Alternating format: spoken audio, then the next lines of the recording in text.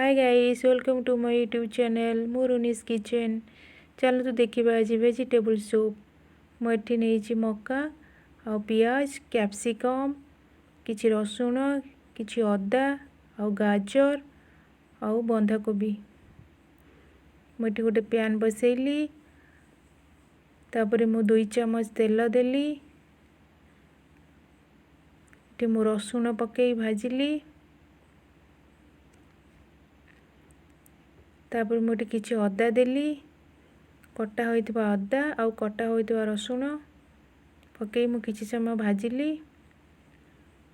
तापर पियाज पकई भाजिली।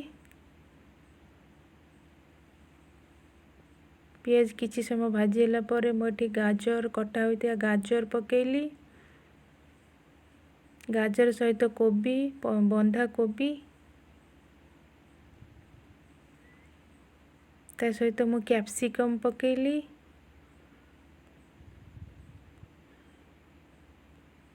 आउ किछि मक्का गोटे कि स्वीट कॉर्न किछि स्वीट कॉर्न पकईली। तापर अल्प किछि लूण देई मु भल भाबरे ताकू भाजी नेली। किछि समय भाजी होला परे मु सेतिरे 1 ग्लास पानी देली।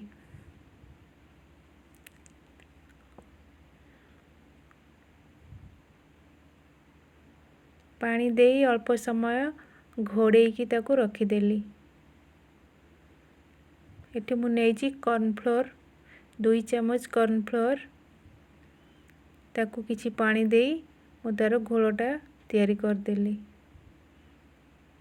तापर मु एटी घोड़नी बाहर करी कॉर्नफ्लोर ढाली देली। तापर किछि गोलमरिच गुंड देली। देखंतु हमर रेडी हो गला वेजिटेबल सूप। आपण माने घरे ट्राई करी देखंतु। जदि मो रेसिपी भल लागिथिबो आपण मानकू मते लाइक शेयर और सब्सक्राइब कर देबे। नमस्कार।